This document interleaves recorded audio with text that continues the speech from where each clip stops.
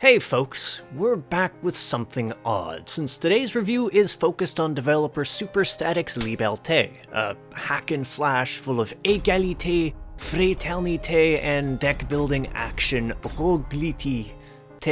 Look, it's a roguelite, and it's an interesting combination of elements with an altogether unique setting. It's also a rare example of a game that heavily emphasized my whole drive to finish the games I review and dive into them as thoroughly as possible because, well, I have a whole lot of words to say. Ominous opener aside though, the question remains, was Liberte a revolutionary experience, or a game I'd rather guillotine? I'm your host Arlian, let's find out together. Paris, 1789. With the death of King Louis, the embers of civil unrest had begun to brew. Still, there was some hope, as the crown's heir was set to rise to the occasion. Only, it never happened. Without warning, an immense entity appeared within the heart of the city, wreaking havoc within a short amount of time, only to be torn apart by musket shot, cannon blast, and torch. But the damage had been done. That incident ignited the revolution proper, and it's in this war-torn landscape that Rene awakens. His memory's a shattered mess. His only hope at piecing things together comes in the form of an unlikely benefactor. The entity which had started everything. This creature, Lady Bliss, promises answers. If only Rene does her bidding. Ideally, by speaking with the myriad factions currently posed to tear Paris apart, to forge a peace. But is it that simple? Each faction has their own agenda, their own idea of how Rene might factor into their plans, and Rene himself has his own questions. Just who was he before the loss of his memory? Where and how did Lady Bliss come to be? And what are her ultimate goals? This is what rests at the heart of Liberte. And honestly, I found myself intrigued. The tutorial level in particular does a solid job of pulling the player into the thick of the intrigue, introducing the player to a number of key characters through a series of story scenes, all of which benefit from legitimately solid writing. The game goes out of its way to add nuance to its cast, and the overall prose feels artful, which is why it's slightly galling once you realize the sheer amount of work that actually getting to those story segments entails. Odd statement, I know, but bear with me. See, each stage kicks off with a small dialogue segment you can listen to, which essentially tells you why the two factions are feuding over the given area. While this is certainly an interesting concept early on, the novelty of it quickly wears off once you realize there's only a small handful of scenes to witness. Especially when you realize it's repeated verbatim for stages where you're supporting the other side. Sure, there's some small narration during the stage related to the faction, but even then, by the 15 or 20 hour mark, you've seen and heard it all dozens and dozens of times, reducing it to white noise. And here's the kicker. That time frame? That's not because I'm just putzing around the stages after beating the game. Oh no, that was me progressing through the game as quickly as I could at the time. It's just advancing the story is an incredibly slow process, to the point at 31 hours, I was at the 43% story completion mark, and it took 35 to finally hit 50%.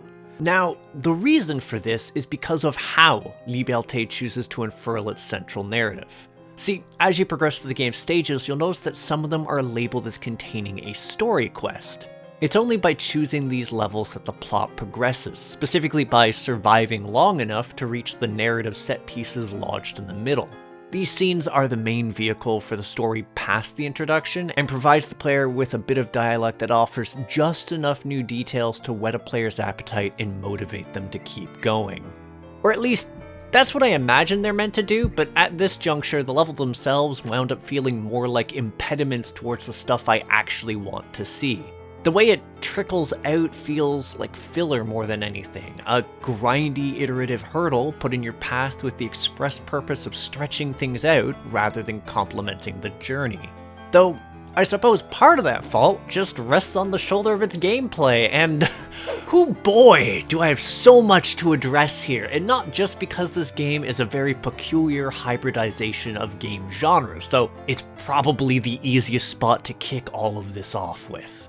First off, while I did describe this as an action roguelite with deck building elements, it's the hack and slash elements that are at the heart of Liberte's gameplay. By default, this comes in the form of a 3-hit attack string that auto-combos if you hold the button, a short dodge, and a lengthier roll if you hold dodge. Honestly, it's a very straightforward starting kit, though there is a bit of nuance to be found even here. For instance, if you use the normal dodge just before an attack impacts, you'll parry.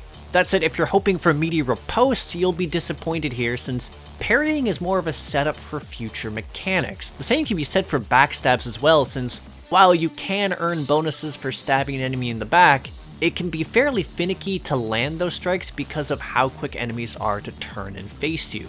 Frankly, even when you have skills that let you teleport behind an enemy and strike, it's still not a guaranteed hit. It's a lot of work really for a lackluster payout. That said, there is something that adds a bit more spice to all of this, and that's which character you wind up using. See, while you're initially limited to Renee, who lacks any real specialty, you'll gradually gain access to a trio of alternate characters, each with their own distinct quirks. Flea, for instance, has slightly less damage than Renee, but increased range and a sweet spot mechanic that allows her to deal double damage when hitting an enemy with the tip of her weapon. It's fairly neat and lets you do some pretty silly numbers if you play your cards right. Victor, on the other hand, does heftier damage and can deal extra damage to a certain enemy type, which sounds great on paper except for one key issue.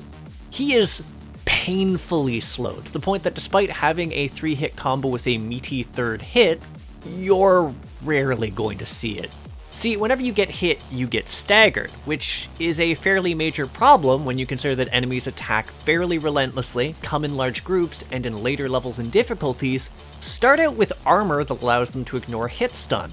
Honestly, you'll be hard-pressed to see more than the first swing of his combo in most situations. He'd need some form of flinch resistance to actually be a viable character compared to the rest of his peers, and even then, some form of damage resistance to not just die from committing to a combo. And then you have to consider that Anna exists. Remember everything I just said about the dangers posed by enemies providing few openings? Ignore that, because Anna has guns. Yes, she does slightly less damage than her peers, lacks the backstab mechanic, and her third attack comes out slowly.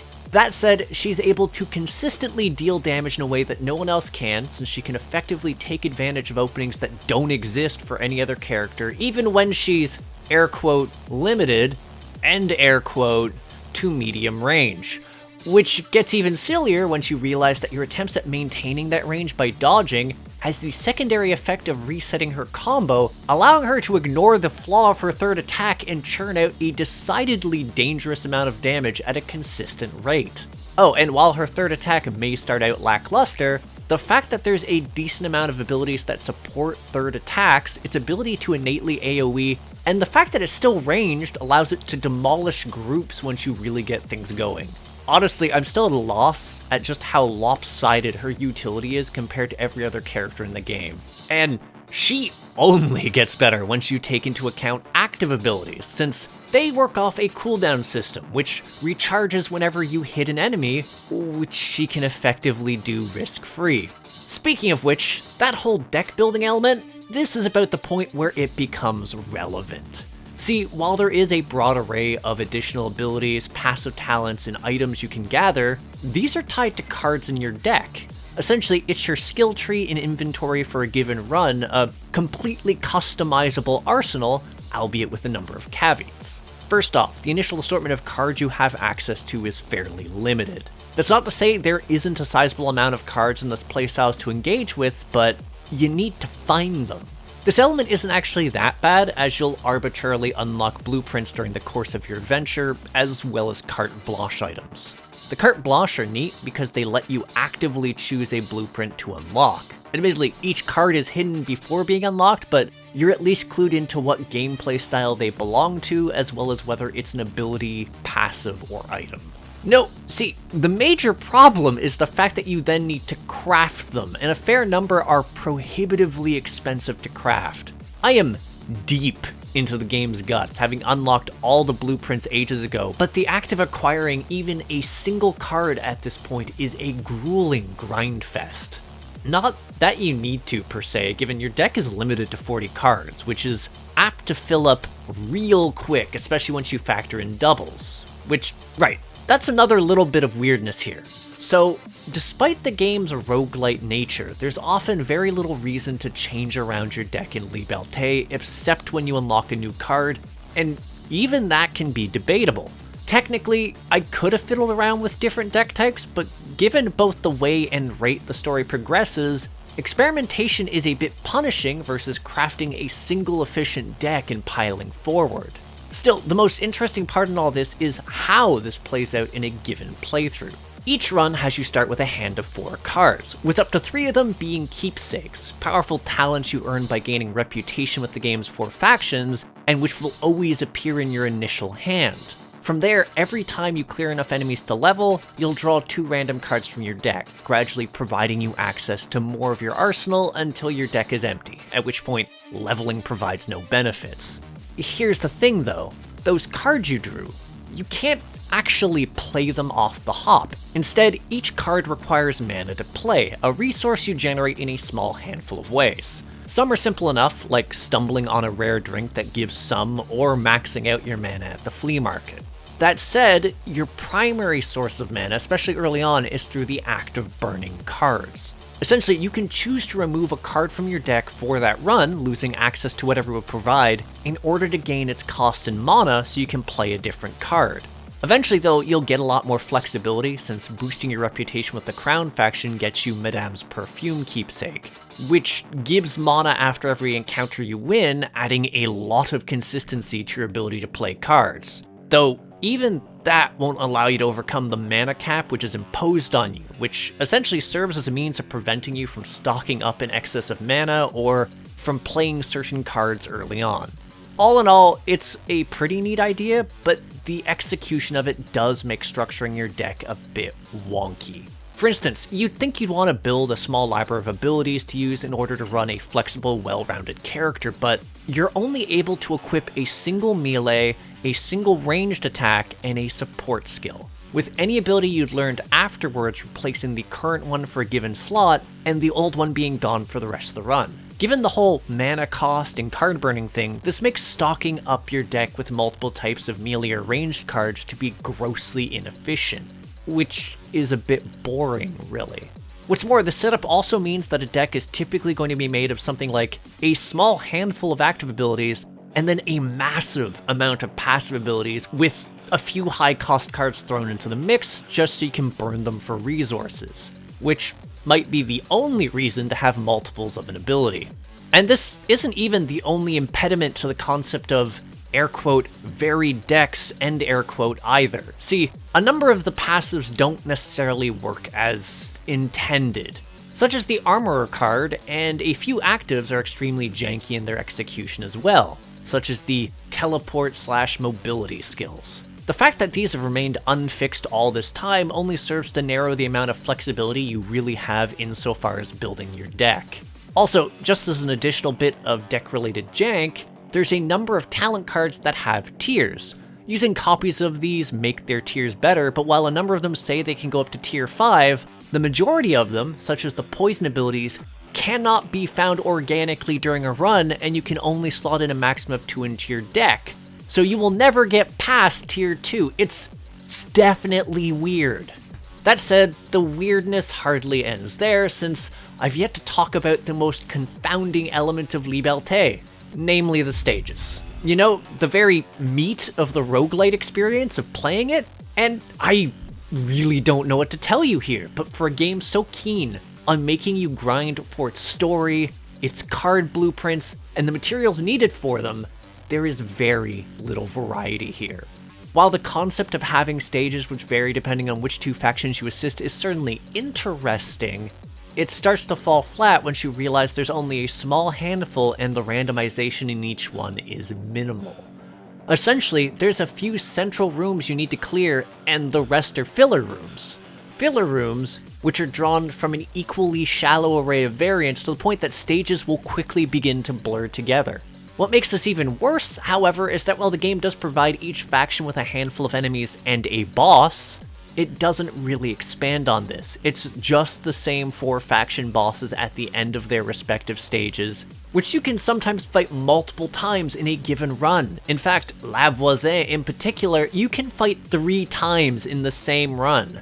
Technically, there are a few optional Bliss mini-bosses you can fight, but even then, they don't really break things up or feel noteworthy since they're essentially all copies of each other who only look different.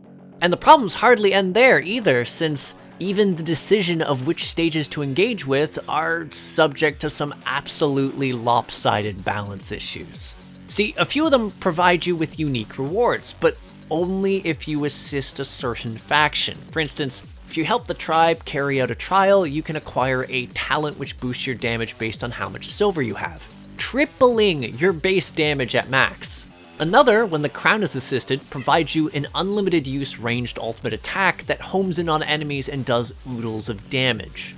Really, it's such a weird design philosophy since it essentially lays out optimal choices that you can replicate from run to run, only further reinforcing that sense of tedium.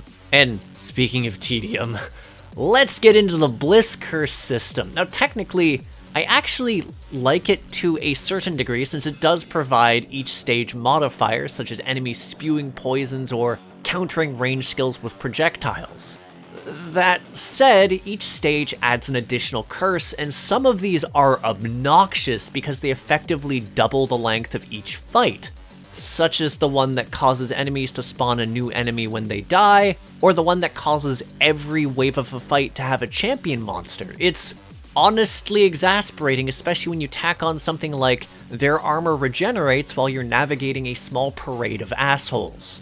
It's actually a large part of why I was less inclined to interact with the game's higher difficulty mode, since while they technically offer higher material and blueprint drops, they also make enemies substantially beefier and then pile on more bliss curses, slowing progress down to a crawl. And you really don't need that when you factor in all the glitches that can happen. For instance, this part, where I got stuck in a section of the stage and couldn't progress. Hell, there was actually a weird hope spot where I rolled off the map and respawned, but I actually found myself unable to leave the room I was in, which sucks a great deal since while you can quit and resume a run, it resets your character back to Renee. Oh, and it starts you back at the beginning of the stage just to further compound the whole tedium thing. Quite frankly, the fact that there's an optional challenge arena mode to engage with was a bit of a blessing, since it provided a quick and easy way to blow some steam, let me theory craft my deck into an optimal state, and served as a solid source of blueprints and card materials, which contributed a fair bit to the whole optimizing thing. Admittedly, I still wasn't keen to grind it long enough to finish my collection, especially since the game had a nasty habit of replacing the crafting rewards it should have given with blueprints and Count Blanche items, which replace the actual drops you were aiming for, even after you've unlocked every card in the game. Neat. I honestly just wish I was less frustrated by all this, because there's definitely things I do like. For instance, I appreciate the overall aesthetics of the game, especially when it comes to things like the character portraits during dialogue segments, or certain bits of environmental or enemy design. Hell, I deeply appreciate the fact that the abilities you equip alter your character's appearance, such as the rifle appearing on your back if you have the snipe card. That said, I found it galling to progress through the game only to realize a fair number of the rooms I was walking through were identical to earlier ones, with the only real difference being that it was turned some 45 degrees to the right or left. It does not feel good to notice it, because once you do, you can't unsee it. Also, the difference between elite and champion units as compared to their lesser variants is they're bigger, which, yeah. Still, credit where credit's due. I don't actually have an issue with the game's sound design. In the instance where a character is voiced, it's generally decent, even if the way Eli says La Voisin bugs the shit out of me. The music, though, is absolutely fabulous, and not once did I encounter a piece I didn't like. quite frankly, I think the composer knocked it out of the park. That said, if you have been listening to my whole spiel since I started this review, I'm sure you have a pretty good idea where this is going. Which is good, because now seems as good a time as any to wrap things up, and ultimately, I really did try to like this game. In fact, I'd been following it for years, across Twitter, along its Steam page, waiting for the right moment to dive right in, and it being co-op only added to the excitement, since I would have been able to fiddle around with my friends like Alzarath. You know, in the theoretical world where its online co-op didn't get canned. Like, yes, there is still co-op, but it's couch co-op that isn't even compatible with Steam Share. And as for the game itself, at this juncture, I can confidently say I do not see what making this a roguelite achieved, given how iterative it is, how lacking in actual variety your various runs will be.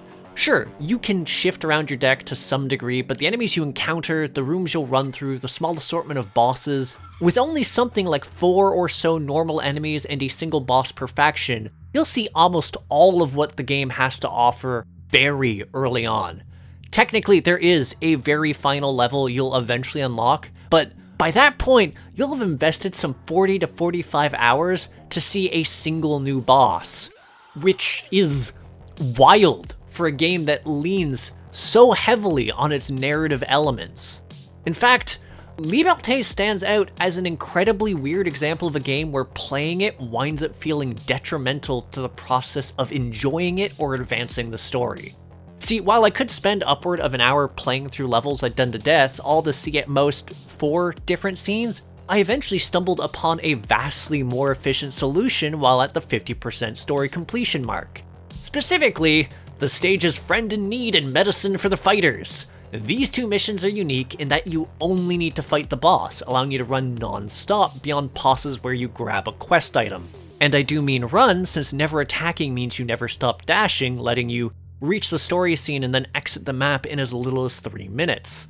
A process I then further refined at the 75% mark with a 3-card deck composed of Haste, a 2-mana card which makes you zoom for 10 seconds, Eli's Drinking Horn, which is a keepsake item which gives the mana needed to use Haste, and Max's Pocket Watch, which automatically refreshes cooldowns independent of combat at the cost of not letting you charge them up by hit.